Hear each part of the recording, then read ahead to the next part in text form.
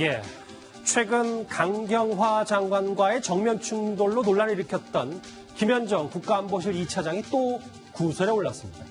이번엔 한 외교관이 김현정 차장 앞에서 무릎을 꿇었다는 보도가 나온 건데요. 이 과거 김현정 차장을 비꼬았던 야당의 목소리부터 듣고 오겠습니다. 외교관들 사이에서 강경화 장관 인기가 급상승하고 있다는 거예요. 왠지 아세요? 후임 장관으로 김현정이 올까 봐. 그런 얘기가 막 돌아요. 화면엔 잠깐 안 뵙혔는데 당시에 저 얘기를 하고 강경화 장관이 좀 약간의 쓴웃음을 쳤었어요. 이현정님, 네. 사실관계가 좀 확인이 어느 정도까지 됐는지 좀 설명을 해주세요. 참 우리 외교안보가 여러 가지 문제가 있다는 지적들이 많은데 오늘 또 터져나온 보도는 김현종 외교안보실 2차장입니다. 아마 지난 며칠 전이죠. 문재인 대통령이 뉴욕에 유엔 총회에 참석해서 한미 정상회담을 했지 않습니까? 근데 이 한미 정상회담뿐만 아니라 한국과 폴란드 간의 회담도 있었습니다. 정상 간에. 근데 이 중요한 주제가 이제 기후 변화와 관련된 이제 논쟁이 있었는데요. 예. 원래 정상회담을 하게 되면 배석자들이 있습니다. 주로 외교부 장관도 반드시 참석해야 되고요. 특히 국가안보실 2차장도 당연히 참석을 해야 됩니다. 근데 이게 정상 간의 회담이기 때문에 비표가 발급이 돼요. 근데 비표가 없는 사람들 같은 경우는 여기 들어가지 못합니다. 양국 어떤 경호원들 때문에.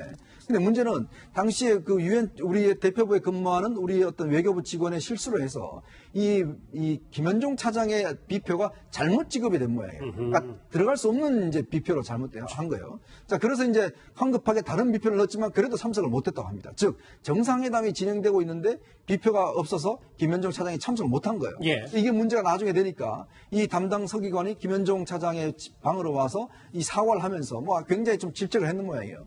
근데 그 앞에서 무릎을 꿇고 모든 책임이 저에게 있다라고까지 했다고 합니다. 자, 이 외교관이 참 이 2차장 앞에서 무릎을 꿇는 행위가 굉장히 비정상적인 행위인데 예. 이게 단순한 지금 일이 아니라 지금까지 외교적 안보적인 특히 정상회담 관련된 실수가 매번 회담 때마다 있어 왔어요. 그렇죠. 그리고 또 강경화 장관과 김현종 차장 간에 굉장히 갈등 관계 서로 호텔 로비에서 영어로 대판 싸우기도 하고 이런 상황이니까 이게 외교안보 노선을 떠나서 지금 외교수장 간의 이 갈등 자체가 어떻게 해서 굉장히 큰 문제로 지금 비화되는 거 아닌가 하는 생각이 듭니다. 최재봉 교수님, 저하고 화면 같이 보실까요? 예.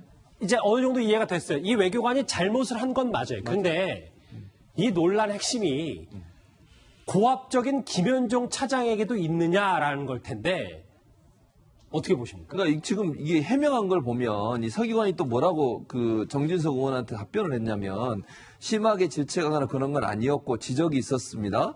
부당하거나 불편하고 느꼈다면 고발했을 땐 그런 건 없어요. 이렇게 얘기했어요. 물론 이게 진실이 아닌지 모르겠어요. 그러나 예. 이 서기관이 본인이 스스로 했다고 지금 얘기를 하고 있는 상황이어서 과연 이제 김 차장이 그러면 정말 예전에 이제 장관하고 차장하고 다툼이 있었다고는 보도가 됐으니까 그 이후에 본인이 자숙하겠다 스스로를 돌아보겠다 이런 얘기를 했거든요. 그리고 나서 또 외교부 그러면 직원한테 정말 물어볼 수는 있겠죠. 왜냐면 본인의 비표가 잘못 나와가지고 제대로 참석을 못해도 그건 큰 실수죠. 외교관으로서는 그 서기관이. 그러면 불러서 물어볼 수 있고 따질 수 있지만 그게 정말 무릎을 꿇어라 이렇게 얘기했냐. 그 부분에 있어서는 지금 나온 얘기로 보면 그렇게까지 한 것 같지는 않아요. 아마 서기관이 스스로 알아서 그렇게 한 걸로 보여지는데 중요한 건 저는 이렇게 생각해요. 이런 실수를 많이 하는 외교부도 문제고 예. 또 김 차장이 이런 일이 있을 때 그러면 정상적 루트를 통해서 해결하는 방안들을 찾을 필요가 있다는 생각이 들어요. 이게 자꾸 갈등이 있는 것처럼 그러니까 청와대 차장, 2차장하고 외교부하고 갈등이 있는 것처럼 비춰지는 것이 정부에게 무슨 도움이 되겠습니까? 저는 이런 부분이 문제라고 보는데 그렇다고 하면 이런 문제가 있을 때는 차장이 예를 들면 윗선에서 얘기하고 그 문제를 해결할 수 있도록 하는 어떤 제도적 장치를 마련하는 게 필요한 건데 외교부가 지금까지 했던 여러 가지 실수들을 봐도 그런 부분도 사실은 지적받아 마땅해요. 그러니까 이거는 이런 문제가 불거지지 않도록 협조 잘 하고 그다음에 손발을 맞춰야 한다는 이런 생각이 듭니다. 얼마 전까지만 해도 본인 SNS에 이제 제 덕이 부족한 탓이다고 해서 이런 구설에 대해서 해명을 했었는데 또 나와가지고요. 장혜철 평론가님. 말씀처럼 최진봉 교수님 말씀처럼 어쨌든 지금 청와대와 외교부가 계속 이렇게 마찰을 하는 게 국익에 전혀 도움이 안 되는데 그럼에도 외교부가 빌미를 준 건 맞긴 맞는 거 아닙니까? 최근이라고 말하기도 좀 못합니다. 지난 1년 동안 외교부의 의전 실수가 너무 많았습니다.